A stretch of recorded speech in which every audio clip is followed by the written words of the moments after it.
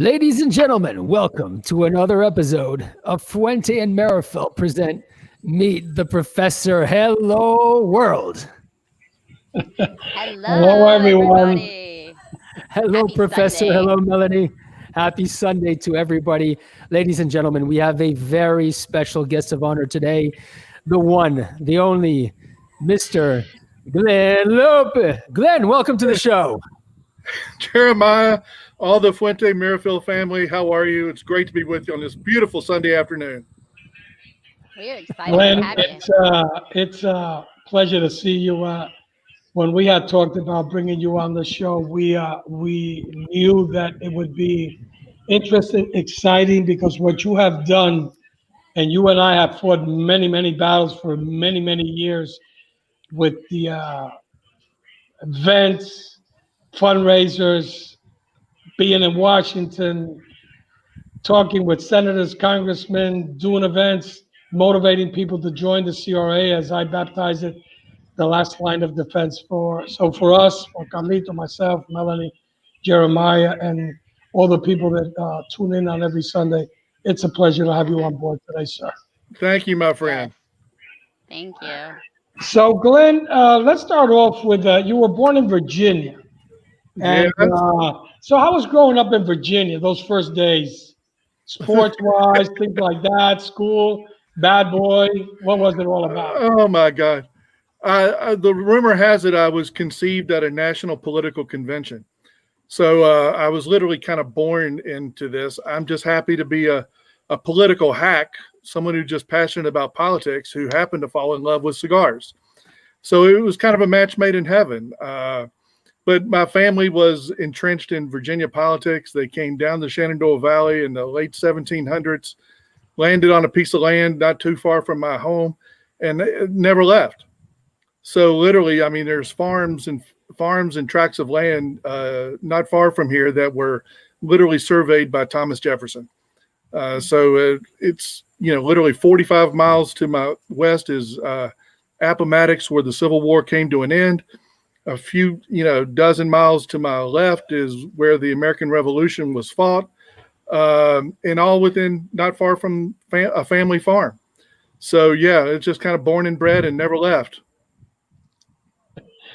Glenn, let's go now to, do you remember the first cigar you ever smoked, and where was it, and the brand?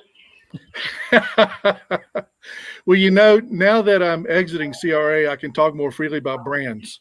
I can go full. I can go full NASCAR, but no.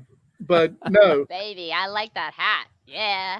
I tell you what, I thought this was appropriate. Liana Fuente gave me this hat during one of my last trips to Tampa, so I thought it'd be very appropriate to wear today. And I'm wearing Jill's going to take a picture of my Casa Fuente shirt.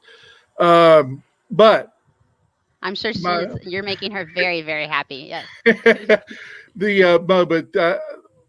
If memory serves correctly, and I'm pretty sure it does, it was one of your old bosses, Ernesto Carrillo, and one of the original, I don't know how original it was when I started smoking cigars, but La Gloria Cubana.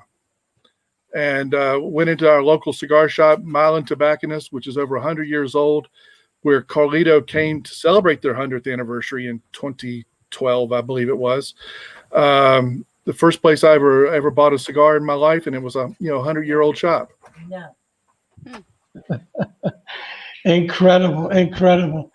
I mean, so you've been with the CRA now for 11 years as the executive director, and Brian Berman was a very important part of that, and you had all these CRA ambassadors working with you, traveling all over the country, doing events. Tell us a little bit about the beginning of CRA, the ups and downs, the big wins we had, some battles we lost, and we'll talk about this last ruling later on. Tell us a little bit about that. Well, as you mentioned, Brian Berman was our membership director. He was hired actually before I was. My origins, I'll give you the quick Reader's Digest version, but I had my own lobbying firm in Virginia, the Cigar Association of Virginia, through Gary Pesh, Shorty Cable, Scott Regina, Milan Tobacconist. all formed it to fight off the original smoking ban legislation in Virginia in 2006, 7, and 8. In July of 2008, we brought in Rocky Patel, who I saw with Melanie yesterday, to help wine and dine the House Republicans on this smoking ban legislation.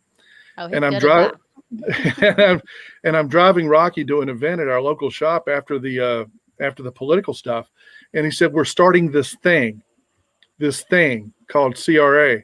Do you want to run it?" And I said, "No." I said, "Why don't you hire me as a consultant?" I did. I said, "Why don't you hire me as a consultant to get it off the ground?" He said, No. We want a full-time gig." And that was 11 years, 7 months, 8 days, 12 hours, and 14 minutes ago. Wow! Congratulations. So, but anyway, Thank Brian you was on. for- To answer go back to your question. Brian was on board in October of 8, I believe. The manufacturers brought me out to the Big Smoke Vegas in November of 2008 to talk this whole thing through. I went upstairs to Jill, my wife, and I said, how many times in your life do you get to help create something nationally from the ground up that you truly believe in? I said, what's the worst that can happen? So a dozen years later, here we are. And the message I've been pounding through these last numerous podcasts that I've been doing is that this organization has grown from the manufacturers, Carlito, Rocky, George Padron, Lito Gomez, Nick Perdomo, Jose Oliva, Robbie Levin, The Newmans, all this group, which have constituted for a dozen years the leadership core of CRA, launched this whole thing by what they called the Freedom Tour. And it was this was before me again, August or so of 2008, a Freedom Tour that went to 5 cities. So in less than a dozen years, actually less than a decade, this movement has grown from a 5-city tour to a 50-state membership. And that's probably the thing I'm most proud of. I mean, without a doubt, and the CRA ambassadors have done great work. Every time that I would have an event, 40, 50 people there, the first thing I would bring up who are the members of the CRA. We would, the CRA ambassadors would go out there and, after the event, talk with them, sign them up. But Glynn, I have to ask you this, and we talked a little bit about this yesterday. Without a doubt, we have to be honest about this. A lot of people have been very proactive, like the group of people that you mentioned.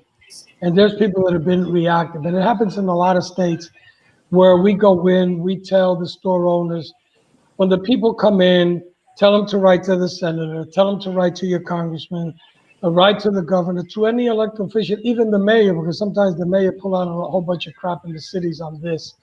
And what I find heartbreaking, and you and I used to talk like 2 times a week when I was traveling, is what is it that people just don't understand? That unfortunately in the majority association, they could have 50 members and only 3 or 4 people do the hard work. What is it? I really want to get your opinion on that one. Well, that's indicative of a phenomenon that I really consider industry-wide. And I do mean industry-wide. You can I can walk you through, and I won't trouble you with the time because our time's limited today, but I could walk you through a dozen states where 1 to 3 retailers are carrying the political water for that entire state. And, the level of sophistication is in Washington has grown with staff, with consultants, with resources, but we still have so much organizing to do in the states with the retail community and how the retail community reaches out to the consumer. So I was thinking about this after our conversation yesterday. Part of the problem is, and I think this is a time to be candidly honest with ourselves, is honestly, we haven't felt enough pain. And I know that sounds weird to say in light of the millions of dollars that have been spent on litigation and politics and building a national movement and the like. But truly, I was fond of saying this back when I was purely doing smoking ban type of activity. It can always get worse. And too many of the retail community and manufacturers honestly haven't felt enough pain from the worst parts of the regulation or the worst parts of what the states can do. We just saw what California did in the last 24 hours with the governor signing a comprehensive flavor ban bill, and there's some exemptions for premium cigars in it. But there's a cadre of humans out there that are not going to rest until we are, this is their terminology, living in a tobacco-free world. And that's their modus operandi. And until there is a state of absolute prohibition, there's not going to be a night of happiness with some of these people that are violently against tobacco. And honestly, and I'll start Jeremiah, we're talking about my show and tell. I'll do part one of this. All right, let's present the ladies and gentlemen. This is the Glynn Loope show and tell. Glynn? This is the first one. I've got several. But there's a group of people in the anti-tobacco movement that are perfectly content with equating this with this. You see the light? Oh, yes, obviously. They're not going to be content. And if you read the final rule of the regulation, they were doing everything diligently possible to equate a pack of cigarettes with a premium handmade cigar.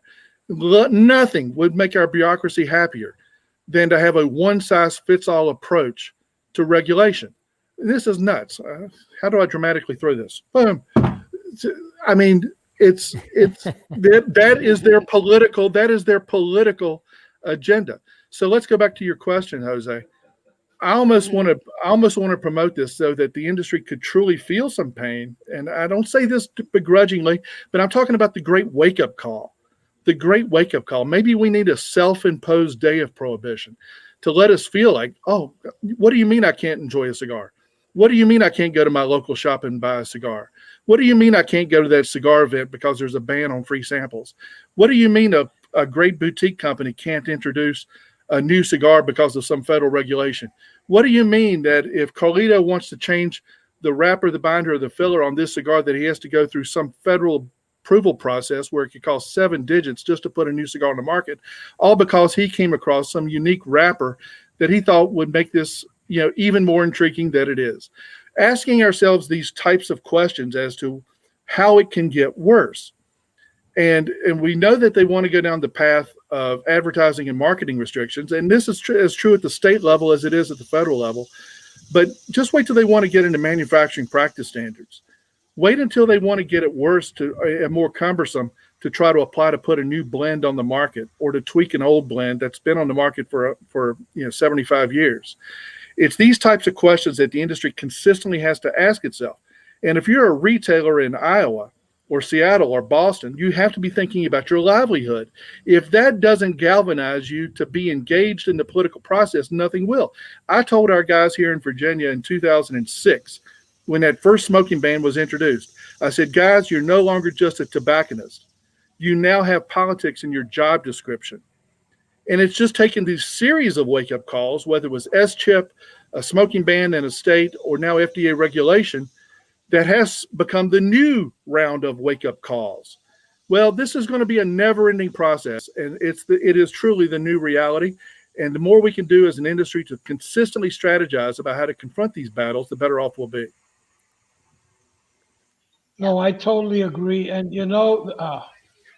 because I know a lot about the cigarette industry, my previous company, what people don't understand is there were about $1 billion, maybe close to $1 billion.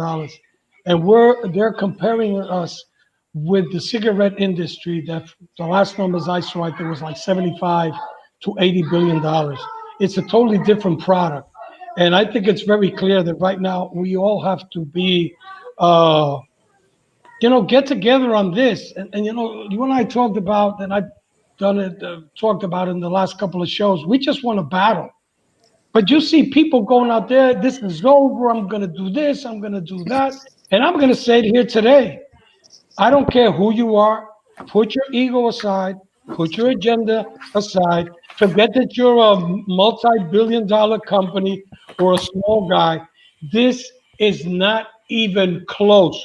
We have won a small battle. And if we do not unite all together, whether it's in a year or 2 years, and you excuse my French, we will get screwed. I know you and I talked a little bit about that, Glynn, yesterday. And I want you, because we have a lot of retailers hearing it, a lot of manufacturers hearing it. But more than anything else, consumers, I want your 2 cents on this. I want people to hear your message. Well, you're absolutely right. We'll jump around the subjects at hand, and I'll put my cigar aside for a second. But this is the battle you referred to, and this is a series. More show and tell, Jeremiah. This is All right. series. This is part B of Glynn Loope show and tell. Oh my Lord. Exhibit B. I like that.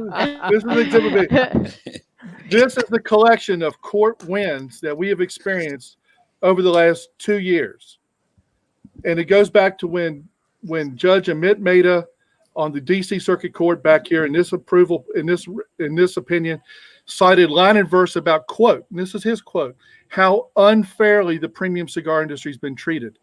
All the way through this opinion that's on the very front that Jose was referring to, where basically the courts knocked this substantial equivalence question out of the ballpark. And that goes to the heart of the question that I was bringing up earlier.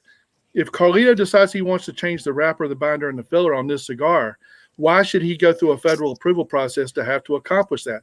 Or let's put it in a more micro context. If Gabby Caffey and any member of the Boutique Association wants to put a new cigar on the market today, why should they have to go through a potentially 7-digit type of application process that could cost $500,000 just to produce, just to satisfy some power-hungry federal bureaucrats that are not going to be content with anything short of prohibition?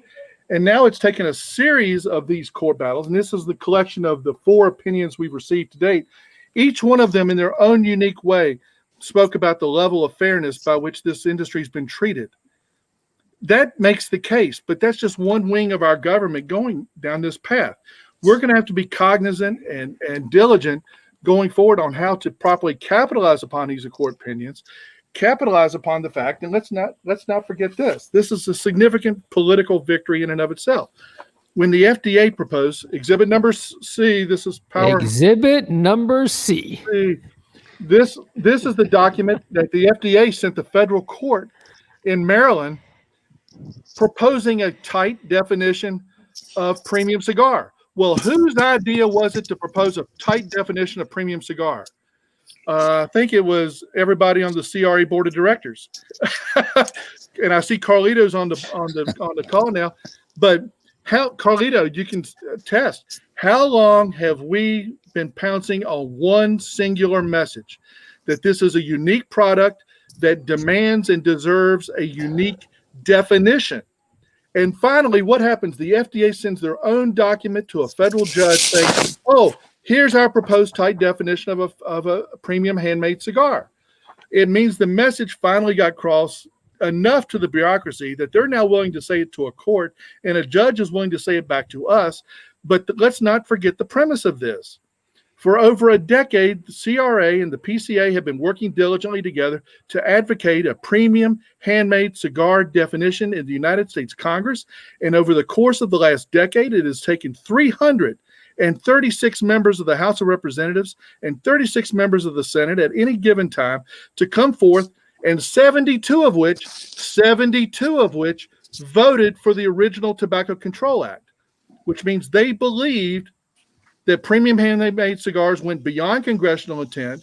It was not what they meant to be regulated in this fashion. And now, a decade later, we're having the great wake-up call again, but they're finally getting the message. They're finally getting the message through the courts, through the bureaucracy, and through the political channels of what we've been talking about since that original legislation was filed on April 15th, 2011, that a premium handmade cigar deserves its own unique definition.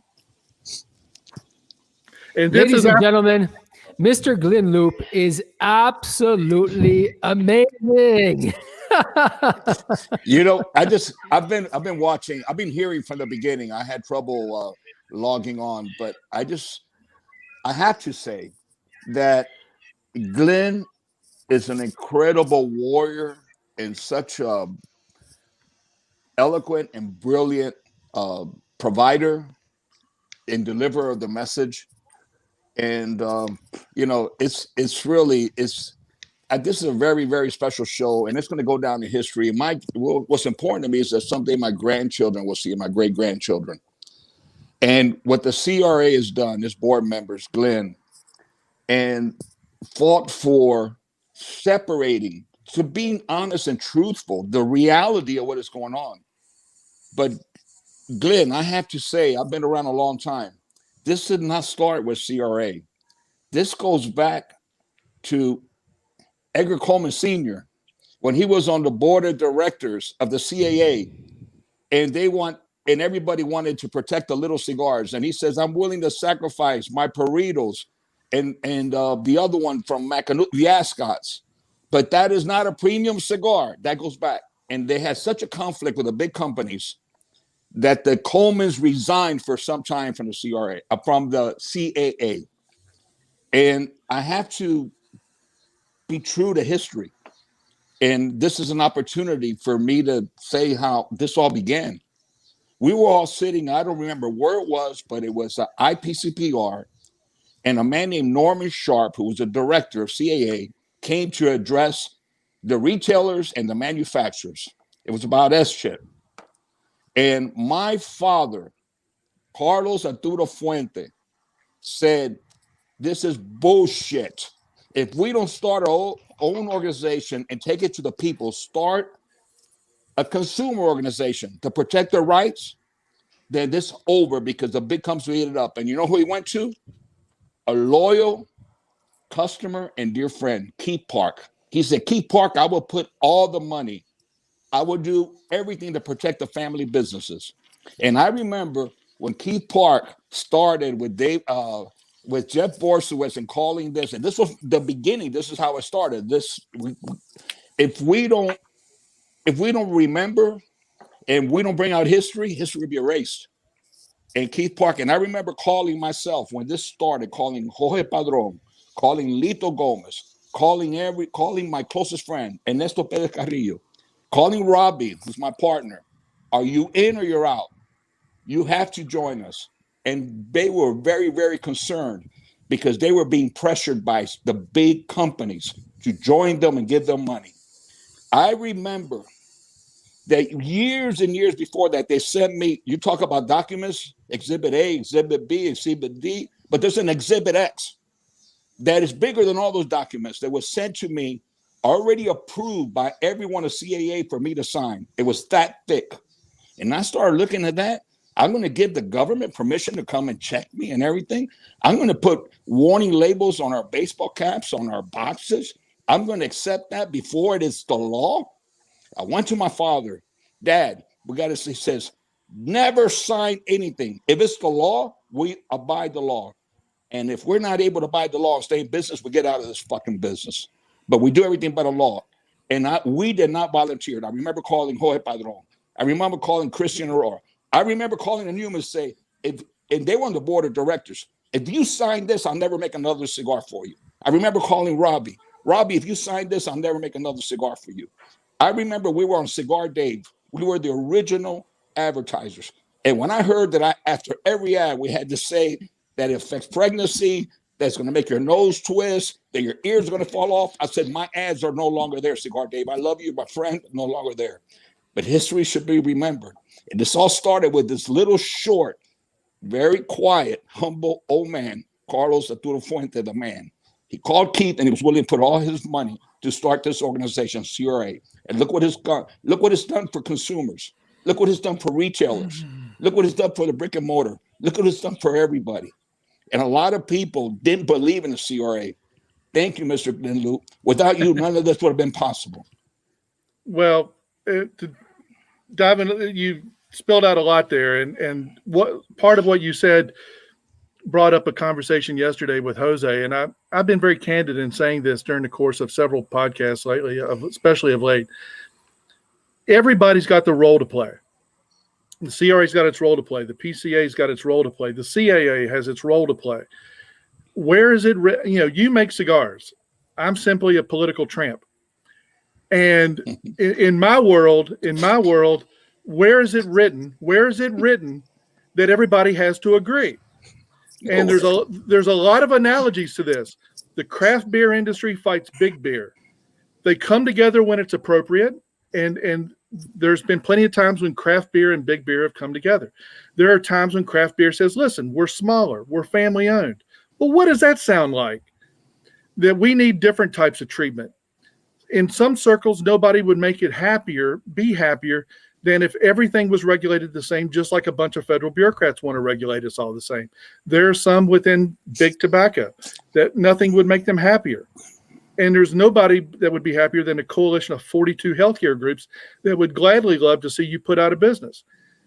It's a question of when do we come together and when do we fight our own battles? And in the world of politics, we don't always have to agree with each other. And it's simply proven to be a very, very prudent political path to say this is unique, this is different, this is why it deserves a separate, distinctive path. And that message is obviously now sinking across to both the bureaucracy and to the courts. And I'll never forget, since you mentioned your father, I'll have a flashback to one of the wonderful few conversations I had with him. And he was in a chair at the trade show, and I kneeled down beside him to try to seek some wisdom. And he said something very profound. He says, Glenn, they can tax us and tax us and tax us, but we can survive taxes. He said, but we can't survive prohibition. And he was more fearful of government efforts to ban the product than taxes and regulations that could be put upon the product. He was more concerned about a regulatory path or actions by the government, whether it be local, state, or federal, that could actually ban the product. That shows the vision that he had, because I go back to the articles that some of the federal bureaucrats we're dealing with now have written called Living in a Tobacco-Free World. And there's a coalition out there that would love nothing more than to have that moment of prohibition. We knew it didn't work with liquor, but your father had the vision to say that's their ultimate goal. And that's what we've been battling ever since. And I think collectively between this board and this industry of premium handmade cigar manufacturers that we've proven what can be done when you have to play a game of political catch-up. Has it been a lot of money? Absolutely. About $11.5 million. Over $6.5 million of it in legal fees and consultants. To get us to where we are. But I've been fond of saying we're not going to be the first industry, and we're not going to be the last to claw our way back from political Armageddon. If you read the book Velvet Glove, Iron Fist on the history of the anti-smoking movement, if we'd gotten our act together politically as an industry before the boom, yes, before the boom, it'd be a very different day today.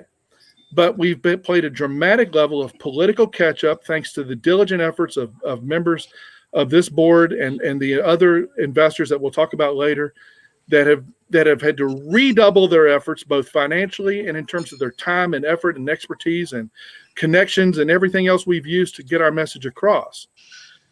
But it has been because that we have been able to successfully play that game of political catch-up, both with two presidential administrations, the end of Obama and the first term year of President Trump, over 4 sessions of the United States Congress, where, let's not forget, a U.S. House of Representatives did, in fact, go on record for a premium handmade cigar exemption.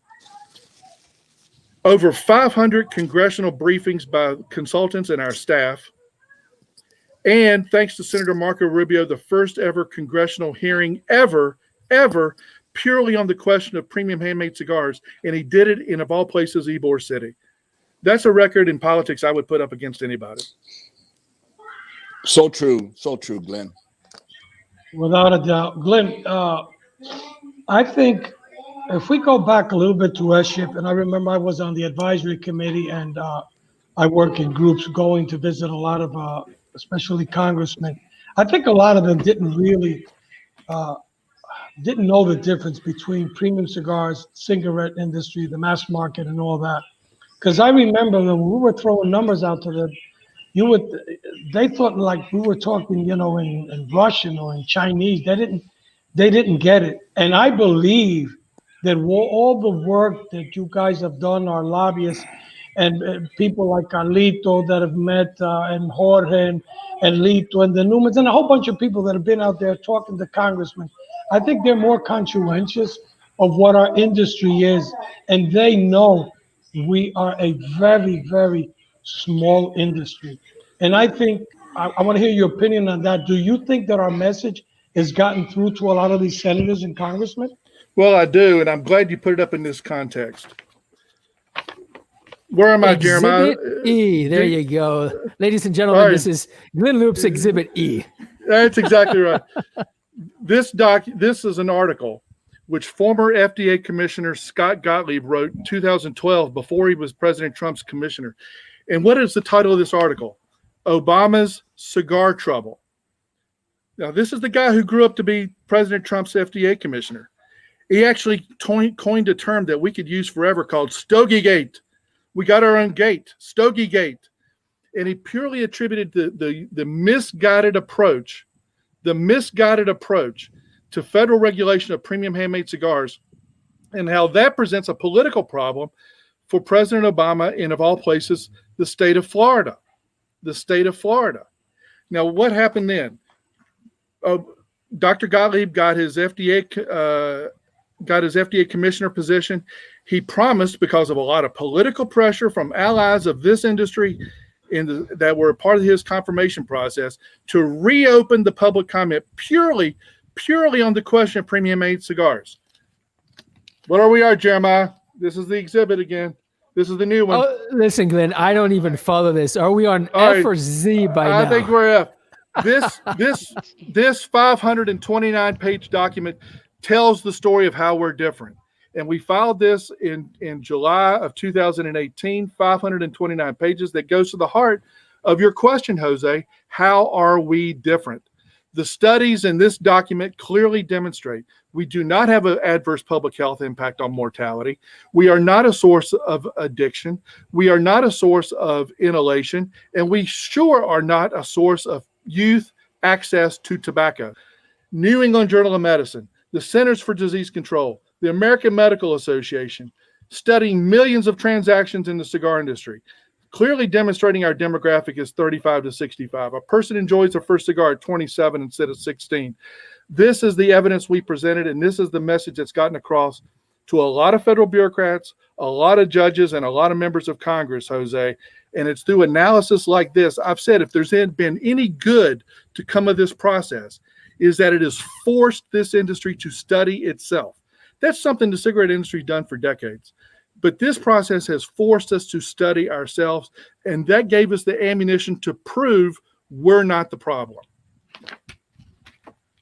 I agree, and it's funny because I remember I was talking with some chief of staff, and they said, well, it's easy because, we're going to test this, we're going to test that. And I said, are you familiar with wine? He says, yeah, I drink a lot of wine. I said, do you think every crop of wine every year is the same? He says, no. I said, well, the same thing happens with tobacco. And all the things that you want to put on testing and all that, it's impossible to do.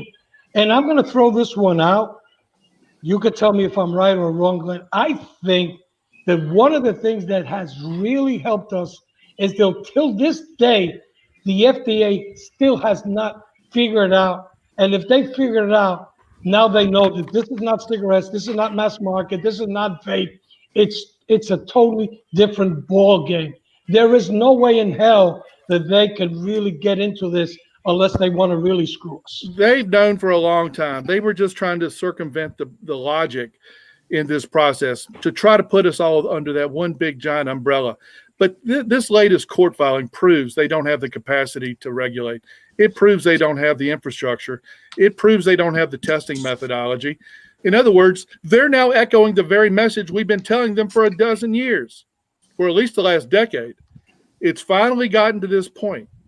Well, now that we may be on the cusp of some enhanced regulatory relief, either through the courts or the bureaucracy, and we have the total unknown of the election, which we'll talk about in a second. But let me just paint the picture real quickly because it's show and tell time. Let's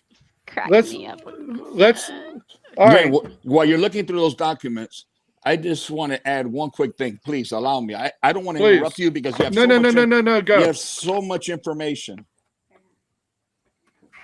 But Jose mentioned that it's like the wines, but you could test a wine, and it's very possible that wine will be very similar bottle to bottle if it's not affected by shipment, by heat, and so forth, because it's liquid, it's blended together.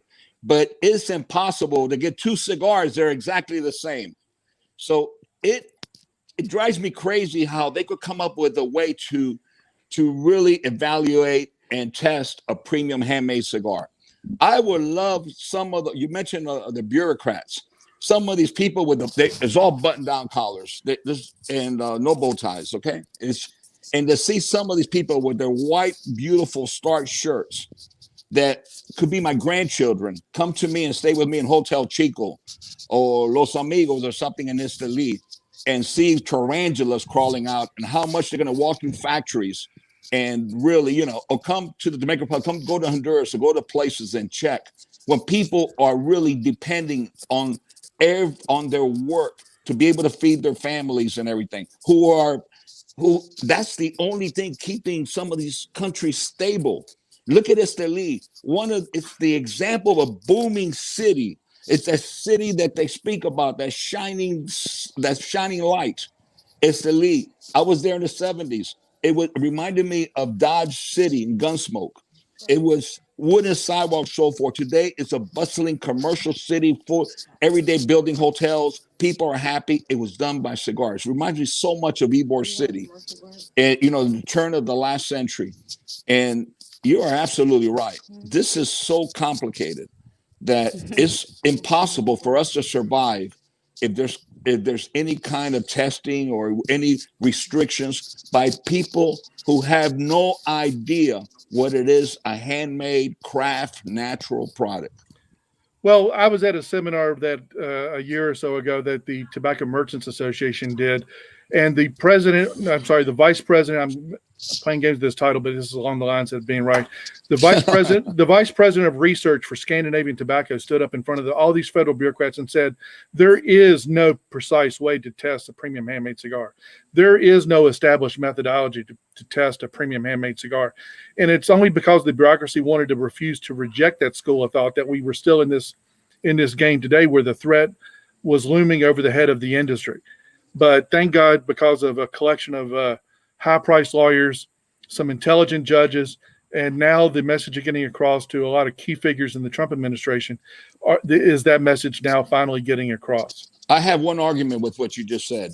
There is a way to test a cigar, and that is smoking it one at a time and enjoying them. That's the only way. They're all going to be different. It's going to be like every dance you take out your most, you know, with your loved one, every dance is going to have a different feel. Everyone is different. Everyone's alive. Everyone tells a story. So there's only one way. And hopefully the government has enough money with everything they're doing. If they want to regulate, they have to be responsible for smoking every cigar we make. That's the only way that they could test them. So that makes us professional testers. And that means that means exactly. this shark I got from Vegas that I've been sitting on, I will have to say it's testing wonderfully. I want to say something. We mentioned Vegas. I miss the days of being with you and Jill and all of us and Casa Fuente, all the events that we did in Vegas together. I mean, listen, that's what Cigars is all about. I know that this. Can I turn around and get this? I can't get it. I'm wearing my Casa shirt. Well, turn around. Let me see.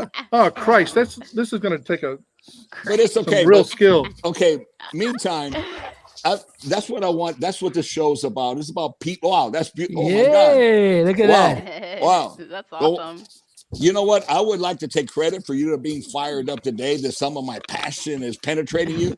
But you're like that every day, in every instance, in every moment. You're the same. You're consistent, and you've been on, and you never let anyone in the cigar industry down. The brick and mortar stores, the PCA. You have done as much for the PCA organization, the retailers, brick and mortar, as you have done for the family handmade cigar makers. And that includes all their customers also. Well, I appreciate that. As I'm fond of saying, you know, I am a political hack. I'm lucky that I've got a passion for politics. I'm sorry. Let's rephrase that. You said earlier, which I will never forget. Political tramp. Yeah, that's it. I am a political tramp. I was born and raised a political tramp who subsequently fell in love with cigars. But, you know, I'm fond of saying I'm the cheerleader. You are. And cheerleaders, we raise money and we tell a story. And speaking of telling a story, because I know our time's limited, I got to get this out. Jeremiah, where are we? Now, I'm not making this. This is not slapping around. Exhibit. All right, listen. This is right, important. Exhibit X. Because of the number of people watching this, and because Carlito and Jose told me before this that they want this to be a diary to their children. They want this to be a diary to the next generation. I want these stories to get across. And I'm not picking on our friends at La Aurora, but they jumped the gun just a little bit and putting some warning labels on. And I kept this because it was one of the few print ads I saw that this is what the government would have done if we had not been successful, would have done to cigar advertising. And I mean, look at that. Honestly, do we want that level, that type of thing to come to our advertising? Now, I've got to show you this. Hold with me. One of my favorite cigar boxes ever, a work of art. Wow, look at that. All right, see? Now, let's take this. Does that make sense? Well, it looks like an assumption that Does that people make who sense? smoke cigars are cigarette smokers.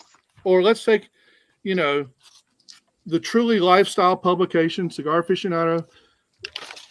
We turn to the Fuente ad, and let's just say, how much sense does this make? Because that's what it amounts to. This is what it amounts to. This is living proof of why we do what we do. And in the words of our litigation counsel, Carlito, that you remember, Mr. Edney, advertising and marketing of premium handmade cigars becomes a billboard for government speech. A billboard for government speech. I really don't see where this deserves that. Mm-mm. And that's exactly what I say that to dramatize. This is what the mission's about. This is what about putting 500,000 petitions into the United States Congress is all about. This is what putting 30,000 petitions into the White House is all about. This is what fighting tax increases at the state level come January when all these COVID bills come due. That's what it's going to be all about. Fighting off efforts like what happened in the last 24 hours in the state of California, where if a cigar reviewer comes up and says, this cigar's got caramel and nutty notes, and all of a sudden you're characterized as a flavor cigar, when we know that that's not the truth. This is how the opposition manipulates these debates, and it's why the cigar industry always has to be on. And the difference between now and 12 years ago, Carlito, is that you well know the political machine is never off.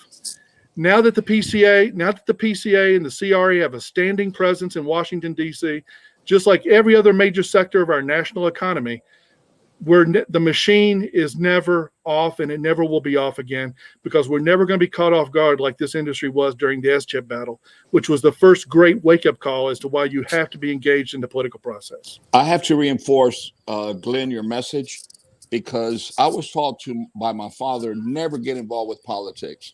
My father was so anti-politics. My father was such a sincere man that he understood in politics you had to be a little bit in the gray area. And my father didn't believe in that. But one thing that I tell my children every day, unfortunately, I didn't get the education and didn't go to law school and so forth. I want my children to get involved with politics. One thing I learned from you and our dear friend Jeff Borsowitz, one of the Meet the Professor shows where he was interviewed. If you're in the cigar business, unfortunately, you have to get involved with politics. If you're a consumer that believes in your freedoms and your rights, you have to get involved with politics. And, it's something that we were behind. This handmade cigar families, we're just trying to just make the best cigars they could, meet payroll. We never even consider ourselves. I think most of us never even smoked a cigarette. Exactly. That's what I'm saying. I've never had one in my life. And that doesn't make any sense. And I think that is, we never thought of ourselves that we would be faced with a situation. But the government just needs more. And they come after the most vulnerable. I have an example of what happened in Florida. They passed a law that motorcycles drivers had to wear helmets. And all of a sudden, the Harley-Davidson group, there were thousands of Harley-Davidson members, the biggest contributors to the government, to the entrepreneurs, successful business people. They went up to Tallahassee, our state capital, and they say, you're not going to take my helmet away. You know what? They bent. The government bent because it's the people's voice. And that's what CRA is all about. It should be the people's voice. And one thing that the government expected and still wants, and I want to say, I think that let me reframe that because that is totally wrong. Some big companies want us to bend so that they could have their agenda and monopolize this business and take over and destroy many of the brick and mortar family businesses and become like the pharmaceutical business, become like the insurance business, become like all those big multinational, international corporations, and get rid of the mom and pops. And we have to fight to the very end, not for the Fuente family, not for the families but for the small mom and pops. And I say that because I was born in a little wooden house with a tin roof in Ybor City with roosters crowing. If it's not for the entrepreneurship of the American dream, of the people innovative with ideas, to have an opportunity, just like my family did, the cigar industry as we know it, and the possibility for it to keep developing and growing with romanticism, with new ideas, will be destroyed. It will become homogenized, and it will become no difference in buying a product from Home Depot. It's an SKU. It will be no longer the passion of a family, and we have to protect that. And again, Glynn Loope, I take my hat off to you. I appreciate it very much. You're an incredible man, and you will always be a part of the entire family of the cigar world. Well, that's all too kind of you, but as you well know, this has been a huge team effort. No question. We've got a great dedicated staff of no more than 3 in Washington. The PCA has, working on a skeleton crew of 2 right now. We've got our litigation counsel. We've got our political consultants. It's a microcosm of what's being spent in Washington on every other major economic question confronting the country. So we're 0.5% of the entire tobacco universe, but we make a lot of noise. And we've got a lot of people in Congress that are passionate, and people want to question. I'm pulling this out. Jeremiah, we're on exhibit number. Who's counting, Why? Glenn? No, Why? Exhibit Y. People want to question why not everything about lobbying is getting a bill crossed. Not everything about lobbying is getting a bill passed. It's about cultivating a coalition that are able to echo our voices, to be stronger voices than we are ourselves. I mean, I can put Carlito on a podcast or put him in Washington, D.C., but he can only reach so many people. But if we've got a pro-president member of the United States Congress echoing our message for us, that has a resounding political impact on behalf of this industry. So just recently, we issued these 2 letters from look at that. From members. Let's see that. Put them closer to the camera. And look who they're addressed to. Look who they're addressed to. See that? These are from 21 members of Congress from Pennsylvania and Florida to the President of the United States, imploring him for 11th hour regulatory relief for this industry. Well, this didn't happen in a vacuum. It happened because over the course of the last decade, we've cultivated a lot of people who saw that we are truly different, that we are truly unique, that regulating us went well beyond congressional intent of what the Tobacco Control Act was about in the first place. These people can echo our message. Listen, we've got just as long a list with people with the Biden campaign. And not knowing what's going to happen on November the 3rd, this industry has to be prepared for any political contingency. Florida and Pennsylvania are the economic axis of the premium cigar industry. So there's a rumor, and it's strictly a political rumor, that Florida and Pennsylvania are important on election day. It is strictly a rumor. I'm trying to verify it. And we vote. But Pennsylvania and Florida are critical, and Pennsylvania and Florida are the premium cigar industry, coupled with a national network of stores covering all 50 states and virtually every congressional district in America. This goes to dramatize. We are a bipartisan issue for regulatory relief. Bipartisan. Our challenge is to have to get past the swamp. We have to get past the entrenched bureaucracy to get that message across. And there's a lot of special interest groups, much more powerful than we are, that are going against that message every single day. And that's why we have to do what we do in terms of consistent messaging. And this is the reason I want to make sure we get this out today. Go to cigarrights.org, pick out a Twitter message to the president, and send him a message to get the FDA to back off regulating premium handmade cigars. Go to our petition page, send a message to your members of the House and Senate. But especially important in this political day is to send a message directly to the president saying, please back off premium handmade cigar regulation especially if you're in Florida, especially if you're in Pennsylvania, but more so if you're a Joe consumer in Iowa or New Hampshire or Nevada or Arizona, which are all going to be swing states in November. Let's send a resounding political message today that we're important. We might be small, but we're important. And we're not going to forget that on Election Day. You know, Wow. Glynn, it's funny that you mentioned this, and I'm going to bring back the elections of 2002, and people are going to say, why the hell is he bringing this up? Even though it was a contested election, if you look at the election, really, if Al Gore would have won in his state, he would have been president. But he was anti-tobacco, and they grow a lot of tobacco there. So every little vote counts. What I would like you to address a bit is manufacturers, retailers, consumers, we all have to stick together. But everybody has a different role.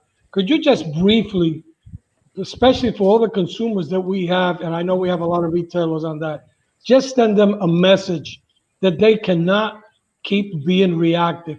They have to be proactive. Absolutely. Absolutely. And also on the rotation on our webpage at cigarrights.org, there's a strategy piece there on how the consumer can be better engaged, how to properly email your member of Congress and Senate, how to invite them to your cigar shop or to your cigar club, how to engage in a phone conversation about premium cigar regulation with your elected officials. And this has to be done at the city council level, the state legislature level, or the members of the United States Congress. But we've got a how-to piece there, and it's critical that if you have any passion at all for protecting the simple enjoyment of a cigar, you now, just as like these retailers did in 2006, just like the manufacturers during the great wake-up call of 2010 and 11, consumers that are passionate about protecting this type of a moment have to be engaged in the political process. That was the heart and soul of why Carlito's father and Cynthia's father was a founding inspiration behind this movement. They knew that the consumer had to be engaged in this process. Listen, there's only about 3 million occasional cigar smokers in America. Well, you know, at any given election, 3 million is a lot of people. Yeah. We carry a lot more political clout than we may give ourselves credit. And if you bring it down to the lowest common denominator, I've seen general legislature elections at a state level decided by less than 100 votes. Well, there's 100 cigar voters out there that can swing an election. It's all about the engagement that we still have to preach. It always kills me to this day when I go to a Big Smoke or a cigar fest or a local cigar shop event where they say, "Oh, I'm sorry, we haven't heard of what you're doing." And I'm like, "Oh man, what rock have you been living under?" But it still happens to this day. And it shows the diligence that the manufacturing and retail community have to be to keep the cigar consumer engaged. It's just like putting out a new cigar. It's just like putting out a new cigar. You want them to know about that blend. You want them to know about that brand. Well, the same works in politics. You have to go ahead, Melanie. I was thinking maybe she should design a shirt that says "This cigar save" or "This shirt saves cigars." Well, that's not a bad thought either. We have shirts that say, "I'm with CRA and I vote." And when the political community finally gets the message that we are a bona fide political constituency, and believe me, there's examples of where that message has gotten across. I'll give you a living, breathing example right now. Congresswoman Donna Shalala, who represents now Greater Miami and Little Havana, Miami, represents the heart of the cigar headquarters and small boutique production community in Little Havana. We've had her in Sandy Kobas's shop making cigars. We've provided pictures and background on Cuban crafters. We know that George Padron's office is just up the road. And there's a person who was a United States Secretary of Health. This is a living, breathing example. You've got to hear this. Here's a person who was Bill Clinton's Secretary of Health and Human Services, a United States Secretary of Health. Mm-hmm. The week after she toured Sandy's shop at El Titan de Bronce, seeing people, Cuban emigres, making great cigars in Sandy's place there in Little Havana, her letters changed to her constituents that recognize that we are not a source of addiction. We're not a source of inhalation. We're not an adverse source of mortality, and we're not a source of youth access. Well, depending on which way the pendulum swings, the political pendulum swings, having people like Donna Shalala echo that message is going to be critical. Having people like Senator Bob Menendez of New Jersey is going to be critical. And because, again, we don't know exactly what's going to happen on November the 3rd, we have to be prepared for every political constituency. Yeah. All right. Glynn, you ready to go up to bat? What do we got in store now? I'm almost at the end of this shark. I've been waiting for this moment for a long time. Ladies and gentlemen, this is Melanie's hotspot. Melanie, you're up. All right. So, okay, you just. It sounds like you've had a pretty interesting life. So I'm just gonna go ahead and go for my favorite question, and we want something to make us laugh. So, what is one of your most embarrassing moments as you are in the cigar industry, trying to, make it look like you know everything or do what you're doing? Oh, Melanie, let's go to Jose. Yay, that means there is something. Come on. See, he is the master of politics. He is the master of politically correct and doing the right thing. Yeah, you can plead the fifth. That's all right. All right. He's so then what is I'll come back. I'll give it. Melanie, on this show, there is no fifth. Glynn, I'm sorry, bro, but this is all you. Also, let the audience know that this is broadcast from Switzerland. And so we could spill the beans. Yeah, that's right. There's the disclaimer, ladies and gentlemen. This show is broadcasted out of Basel, Switzerland. None of this politically correct bullshit. Glynn, you're up. All right. This isn't funny, but it's kind of funny. I'm laughing already. We were having a political strategy session with our consultants, and I'll leave the name of this consultant nameless because I don't want to embarrass them. But we were having this strategy session about which members of Congress to target for sponsorship of our premium cigar exemption legislation. And we went back and looked at the alliances with all the members of Congress we have gotten over the course of time. As I mentioned, we've had 330 members of the House of Representatives and 36 members of the Senate. Well, we went through the list and we were trying to figure out who to go to next. And we realized that about 17 members that have been sponsors in the past have been indicted for something. That's the best answer that I've ever heard on Meet the Professor. The best answer. It might be a dozen. It's somewhere between a dozen and 17 have, shall we say, have had to resign under less than questionable circumstances. Well, that's what I was kind of figuring, is that there's a whip somewhere, and I'm wondering, who's the whip that's like actually getting the... Our whip notes say that about a dozen have been indicted for something. All right. Well, we have our very own whip on the show today. And ladies and gentlemen, please welcome the one and only Rich Myberg. Rich. Hey, Rich. What's up, Rich? Rich, we got a problem with the voice. You're on mute. You're on mute, or your mic doesn't work. One of the two. Oh, you're probably on mute. Rich, you see me? Put him on. Put me on. He doesn't see me, Jeremiah. Hey, let me call.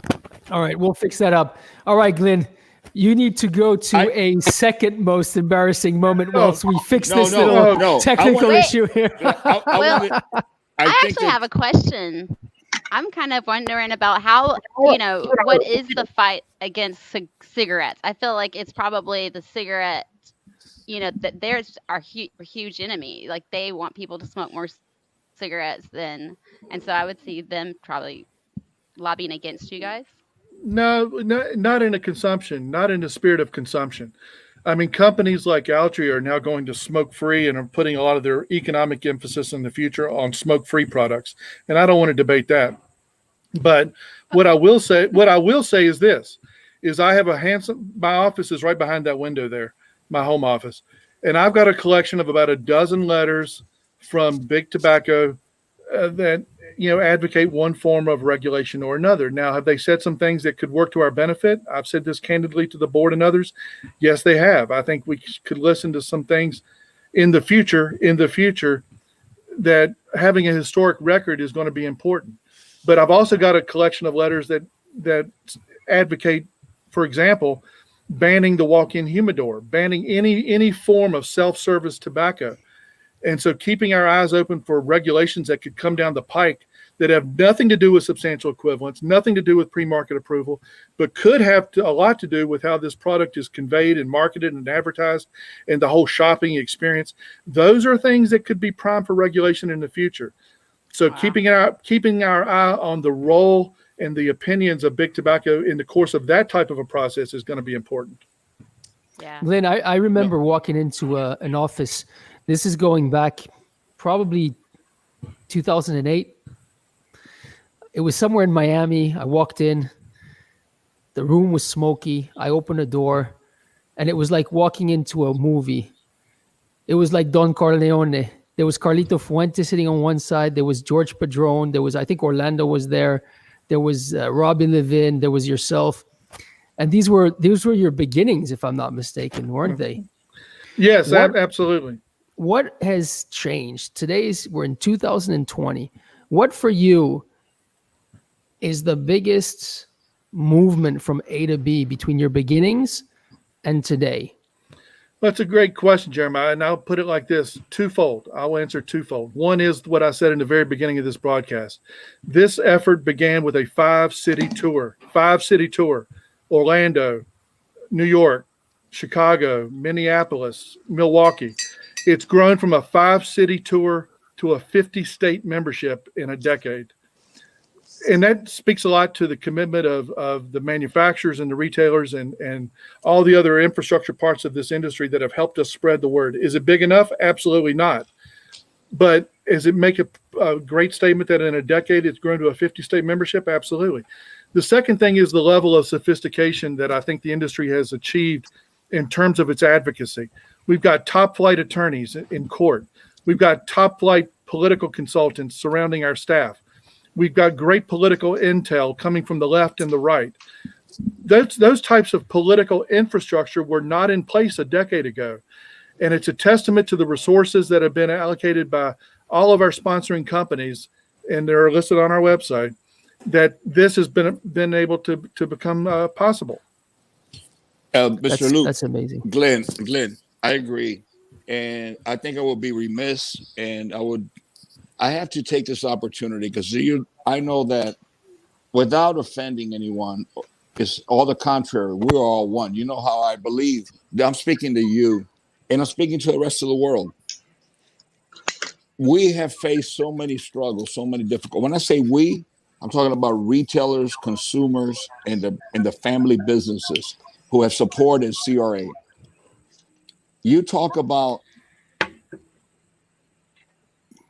that we have skeleton crew, everybody busting their butts, practically volunteering their time to achieve these accomplishments that you have achieved, the CRA has achieved, that PCA has achieved. I have to say it. You mentioned 3 million occasional cigar smokers. How many members are in the CRA? How many are supporting? There are, I don't know the number of PCA members. How many have supported? There are more than 8, 6, 10, 12, 15, 20, 25, 50 manufacturers. Hundreds, several hundred manufacturers. Many have become millionaires.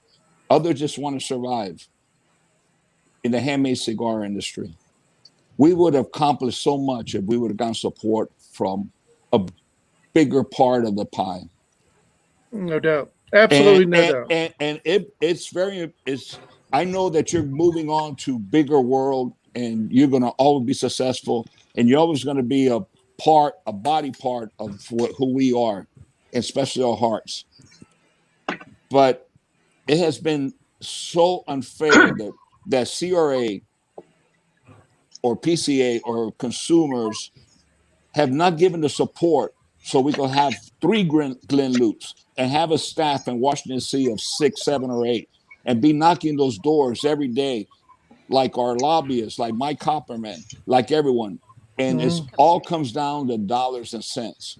We have been fighting this fight. When you consider the big part of the pie, we're only a small piece of the pie. I reach out to everyone that's listening to this today, tomorrow, day after tomorrow. Support CRA, support PCA, become proactive. As Jose had mentioned, become proactive, and we could accomplish a lot more. You are right, Glynn. You have always been right. And it breaks my heart that we have been, I feel left out or alone, along with Rocky Patel, George Padron, Robbie, and everybody else on that organization. I feel alone, that we know we get occasional support from some people, but not what it should be. And you know, and I got to mention Pete Johnson and everything. I'm going to mention Pete Johnson because Pete Johnson, even though he's a boutique cigar manufacturer, he's been heart and soul behind CRA and getting the message out. Well, we got a new member who has been incredibly supportive, who's amazing, which is Gabi Caffey and all his organization and all the people. We are all one, and everyone should get involved. Well, I tell you what, you got to give a shout out to Pete on this, because all of you brands have your own following, your own unique customer following. And what Pete's done with his Saints and Sinners group brings us annually thousands of new consumer members to CRA's fold.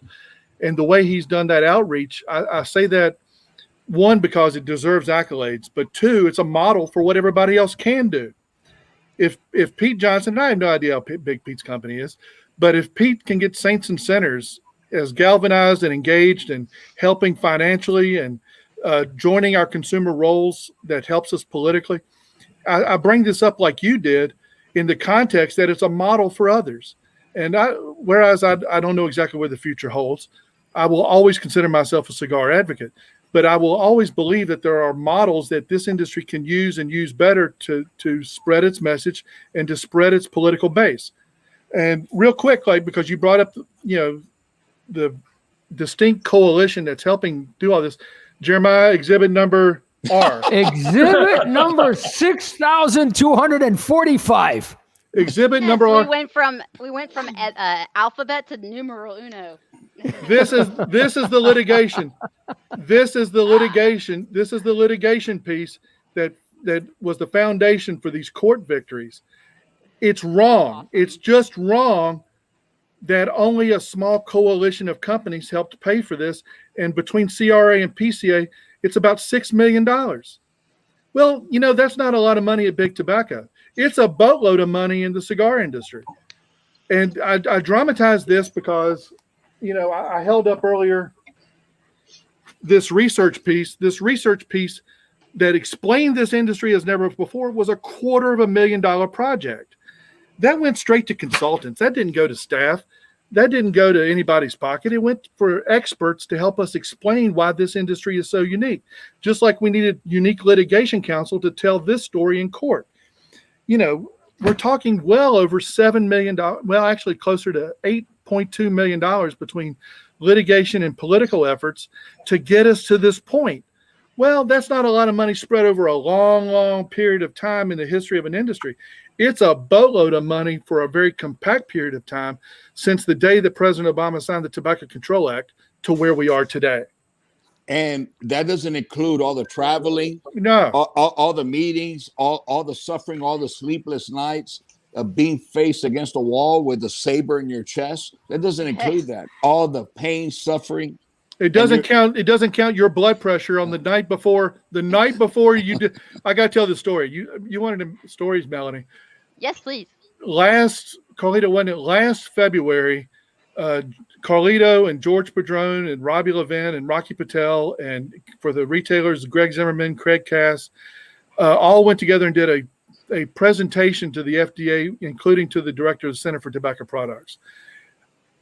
I don't know what blood pressure meds Carlito may be on, but he needed to triple his dosage the night before. And I said, Carlito, take it down a few notches. Carlito, take it down if you're not. I said, just go in and be yourself. Just go in and be yourself. I tried, Glynn. I Tell tried. you tried. did. Well, I tried, but in the end, I just couldn't hold myself any longer. Well, the fact that you're still with us today proves it was successful. That's true. You know, listen, I have to ask this publicly in front of the world with testimony and witnesses. Mr. Glynn Loope, there's nothing that you could do for me as a friend than being a godfather to my children and a mentor, so that this industry could continue to care and protect the future of those that have a vision and want to come into our industry. You are amazing, sir. To me, you know, when I asked to invite you, and at this time, this will go on for history and everything. Hopefully it will motivate so many people to understand why and to get involved and contribute, not only with money, but their time. Mm-hmm. There's a handful of people, when you look at the whole numbers, a very small percentage who have contributed to this fight. There's so many people who have become millionaires who are in the cigar industry that are watching as they're watching their favorite movie. They need to become an actor in this movie. I'll give you a quick example, though, that's a microcosm of that, Carlito. I'll never forget this. There was a member of the House of Representatives from the southern part of Illinois, not northern Chicago area, the southern rural part of Illinois. And there was one cigar shop in this congressional district. And while I was in there, in the congressman's office, I facilitated a phone call from that one little cigar shop in this one rural part of southern Illinois to that member of Congress's staff.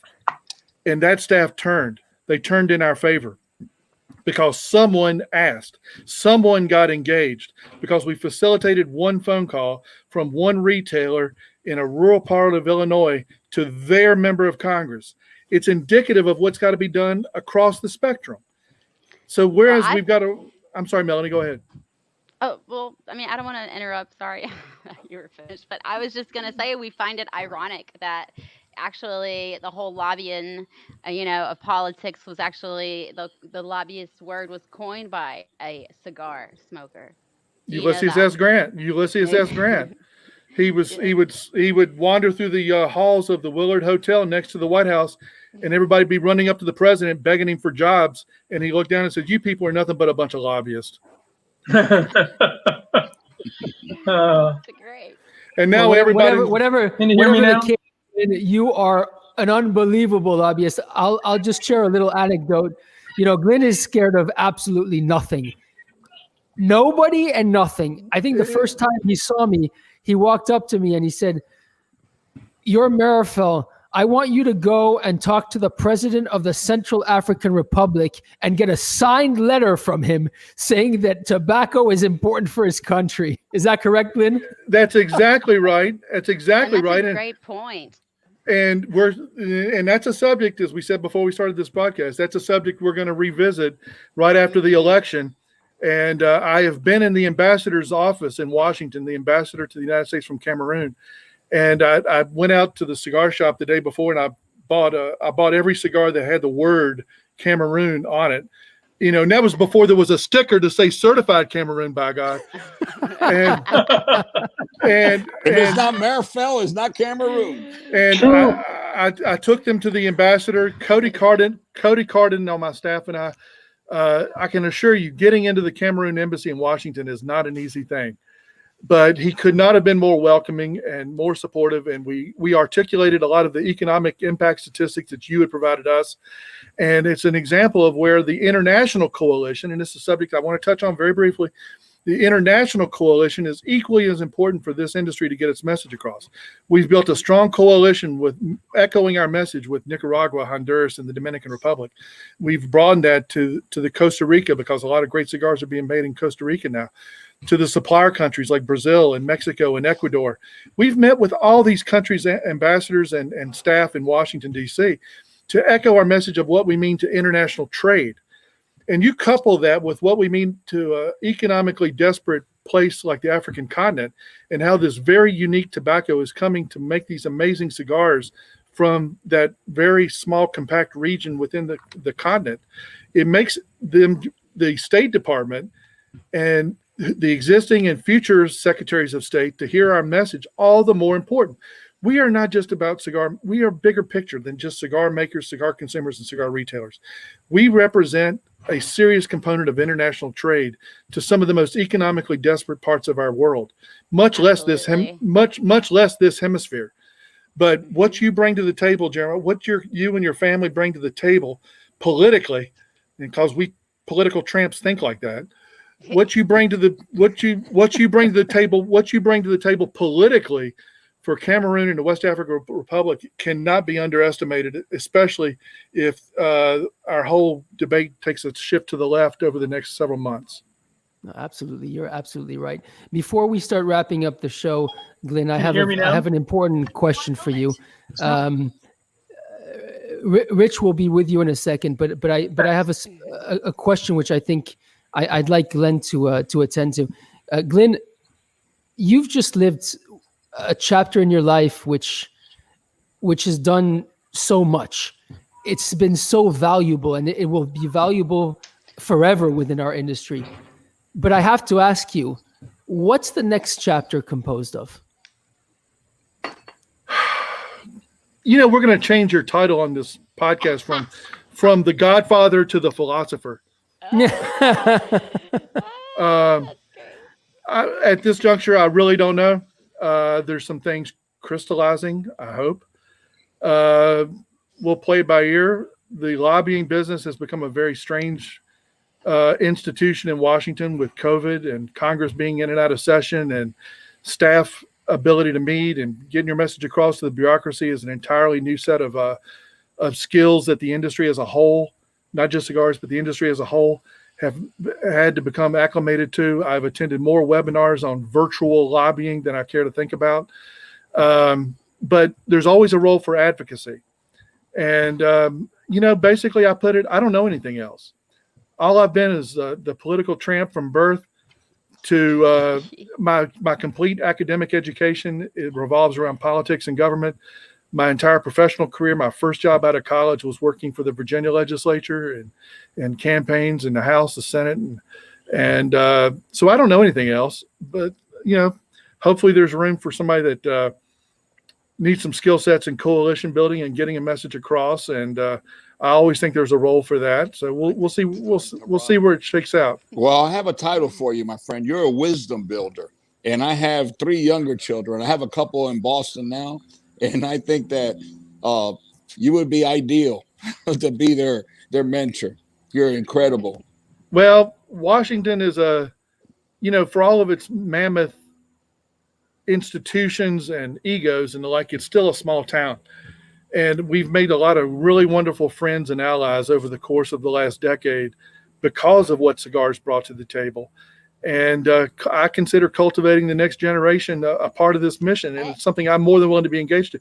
Carlito, before you came on the board, I mentioned I'm wearing the hat Liana gave me, and we've had her in Washington, and having Liana and Cynthia and all in Washington help tell the story from a woman's perspective has also been an invaluable part of this process, which is a nice segue to Melanie. I'm sure people started finally listening, right? Right. Well, I've actually got a political science degree that I really don't use. So let's. Well, welcome to the club. Right? I know, right? It was great. And then what are you gonna do? So yeah. This was really a special show, Glynn. I mean, let's get El Papo del Humo to comment on it. I didn't get another tough question from Jose or somebody. Melanie was the only one who got to throw me a curveball. Actually, you know what we're gonna do before we go to the tough questions. Let's get Rich on and decontract the atmosphere a little bit. Rich, thank you very much, Glenn.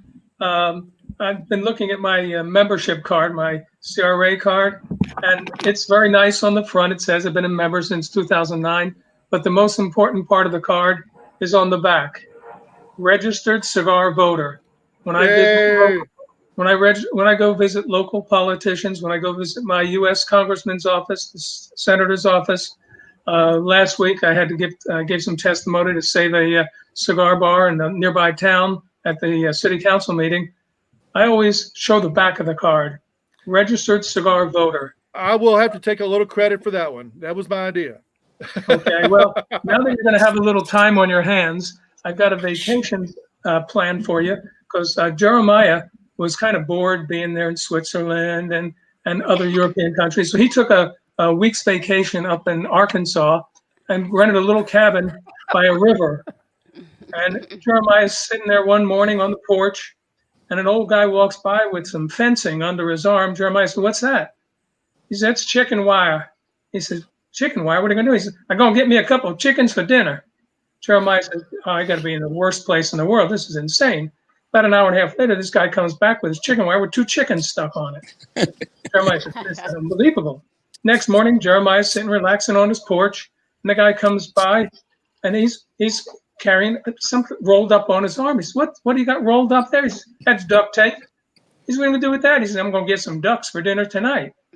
He says, Oh my "Oh, ducks for dinner?" 2 hours later, he comes back and he's got 2 ducks taped up to this roll of duct tape. Third morning, Jeremiah's sitting out there, and the guy comes by with a bundle of sticks under his arm.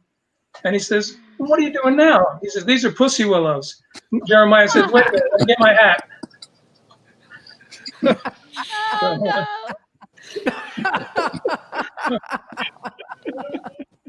What can I tell you? Rich, are you sure you weren't born in Ybor City? You sound like you're someone from the hood, man. We grew up with chickens and roosters, and we used to do the same exact thing. Well, we got alley cats in Philly where I grew up, but it's a little different. You just made me realize that we like to name commodities after animals. Like, Yeah, thank God we stopped at animals tonight. Yeah, no, we got a couple of cigars named after our favorite things in life. That's true. yes, that's true. I want to Moving right definitely. along. That's the interview I'm gonna have. It's all about names of the cigars and how it got there. All right, Rich, thank you very much, sir, and we'll see You're you next welcome. Sunday. Thank you, You got sir. All right, so Professor, you had a few questions to. Well, let's try to nail some Glynn Loope tonight. Yeah. Listen, I mean, we're not going to nail Glynn. What I could say for us here at the show, for me, for Melanie, for Jeremiah, Carlito, for Rich, it's been an honor to have you here. We've known each other for many years. We've worked a lot on different events, different organizations, getting the membership up. But to us, it's been a pleasure. And when I talked to you and Carlito, I said, yeah, we got to get Glynn on board and Jeremiah too, because you have a story to tell. And a lot of the battles that we have won in a lot of states was you traveling to those states. It didn't matter if it was a big state or small state, a little shop, getting together with people, giving their orientation, working with consumers. I remember I would always write, CRA is the last line of defense. It's something that I've said for years, even before all this crap started, was if you, smoking is not about health, it's about rights. If you can die for your country at 18, you should be allowed to smoke and drink at 18. Can I get an amen on that? Hey, amen. Carlito, let's hear your Amen. final thoughts on Glynn. Listen, what could I say? Glynn is not only a special friend, he's someone who I admire and respect. I feel that as a founding member of CRA, it breaks my heart that Glynn has decided, for whatever reason, to follow another road for this moment. I know he'll always be part of our family, but I feel really, really bad. I feel, and it's painful for me, because Glynn deserves a lot more. He gave his life, he gave his time with very, very little compensation and with very stringent restrictions, because CRA did not get the support from many manufacturers. And I just pray that people are listening to this, realize that's important, that we all join the cause and the fight and contribute. Doesn't have to be a lot, a little bit, but to be involved so that we can continue to fight, not for ourselves. Like I say, I don't want it to be selfish, but for the industry, for the brick and mortar, for the retailer. And whether Glynn ends up wherever he goes, he's got a friend for life. Glynn deserved a lot more for what he gave. He deserves a lot more. We have our hands tied. Like he said, we owe $1 million and some dollars. Think about it. There's no warning labels on cigars yet. I know one manufacturer started putting warning labels way before. We've come to the point where small manufacturers could continue to make cigars. Glynn has been very instrumental in accomplishing this. He has been the voice. And it really hurts me to know that the industry didn't. When I say the industry, there's a dozen, yes, but there's many more dozen who didn't give us the support. And Glynn, you got my heart and soul, you got my friendship, and you have my support no matter where you go in life. And I know you'll continue to accomplish great things, and you'll always be a cigar lover at heart. And you always will be part of the family, always. Not my family, the entire family of the world of cigars. God bless you, your family, Jill, your beautiful wife, your daughter, all of you. You have a friend for life, and I'm just very grateful. And I just want to get that message out. I want people to know. CRA owes $1 million and some dollars, and we're doing everything, scrapping everything to be able to pay our legal obligations. But we've accomplished something. And I just want to say, Mr. Loope, all these 10 years, every visit to Washington, we owed a world of gratitude to a handful of people who were there from the beginning, who gave their heart and soul. We know who those names are. All that accumulated, we would not have accomplished what CRA accomplished if there wasn't someone with a strong voice like yourself. And what you have contributed is priceless. It's embedded in my heart. And I want you to hear these words over and over. I want your daughter to hear these words. You're a real, real hero to all of us. Well, thank you, Carlito. I'm speechless. I'm speechless. And for a political tramp, that's a real accomplishment. I don't know what to say, but other than it's a labor of love. And, not to get too in the weeds about what you said, but it's an amazing commentary when CRA has a core of about 25 predictable, reliable benefactors, but then I have to go to about 64 other companies to come up with what else is needed to help pay the industry's bills. And, we need to broaden the coalition. It needs to be the consumer. It needs to be the retailer, and it needs to be every manufacturer at the table. And anything worth fighting for is a doable proposition. Listen, all of this is still so much of a learning exercise for the cigar industry. I realize that. Getting folks from yourself, Toledo, to all these others that you're great cigar makers. Pepin Garcia, all of you are great cigar makers. You did not ask for this trilogy. You did not ask for this burden. It was cast upon you. And so everybody's had this learning curve. And I just think everybody has stepped up to do but it's now time to take it to the next level. And let's hope that Melanie can come up with a really complex question. No, I'm just kidding. Actually, I saw a question in here that somebody asked that I was actually really liked. Let me see if I can find it. It was, give me 2 seconds. Just take your time, Melanie. We love looking at you. Let's see. Oh, hold on. Hi, Mark. You hear me? Yeah, Mark is here. Mark, can you hear him? Oh, he's listening on live, so his is just a few minutes behind. But I was wondering why it's that. He's here. I'm here. I can hear you. All right, there was a one good question.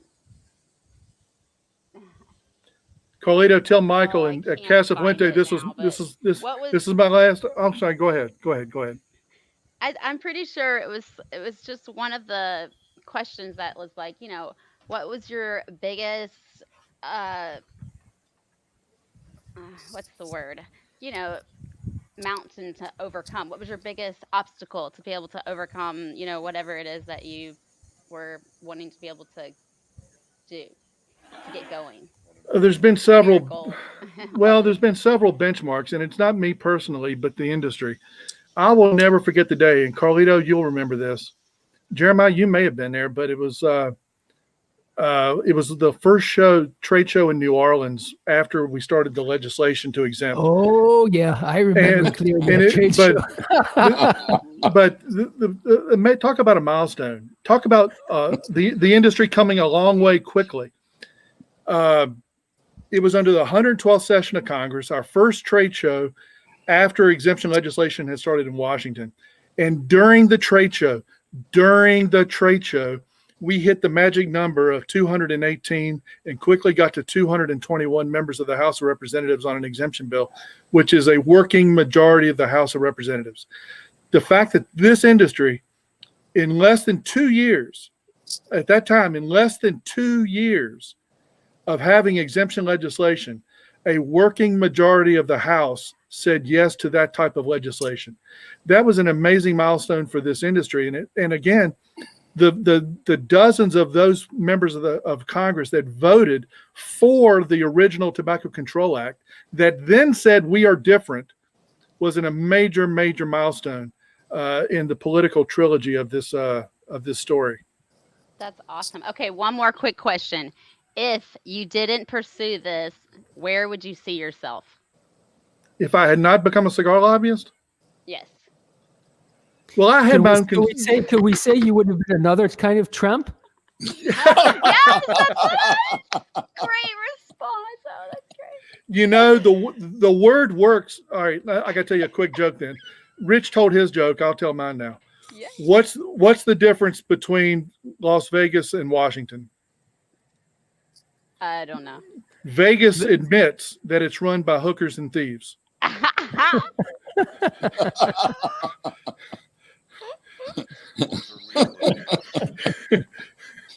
We should have a disclaimer on this because I'm sure there's a lot of also bureaucratic young men and women watching this show. So no, nothing personal. You know, in life you have to have humor. Exactly. Ladies and gentlemen, it's that time of the day. Glynn, we are so over time on this show. It's not even funny, but let me tell you something. This is one of the rare shows where we just killed it.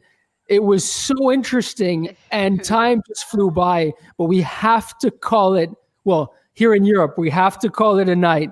Ladies and gentlemen, does anybody want to say a last word to Glynn?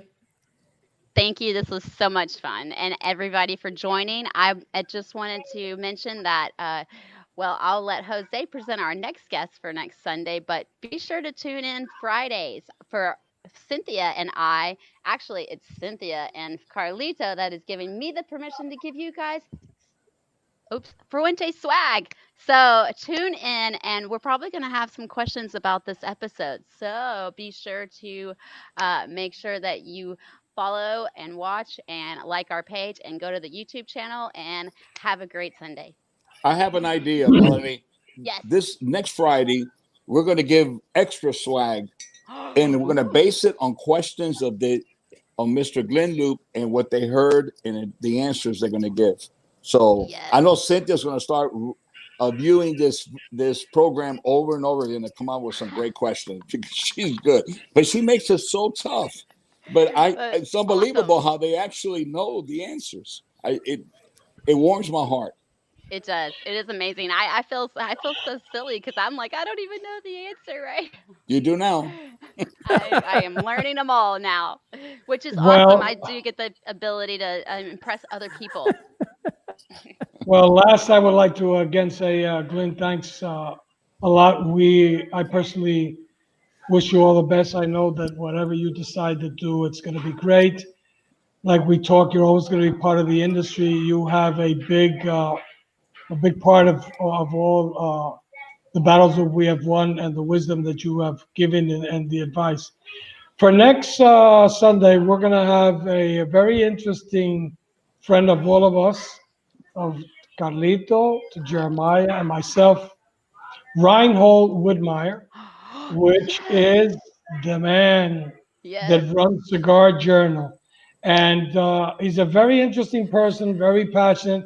He has done a great job, and I invite everybody to tune in next week and join us for Meerapfel and Fuente, Meet the Professor. All right, ladies and gentlemen, Glynn, you killed it. Thank you so much. We love you very, very much. Thank you. And to everybody watching us, thank you very much for tuning in. We look forward to seeing you next Sunday for the Fuente and Meerapfel present Meet the Professor. In the meantime, take care of yourselves and of others. Until then, bye-bye for now. God bless everyone. Be well. Good night.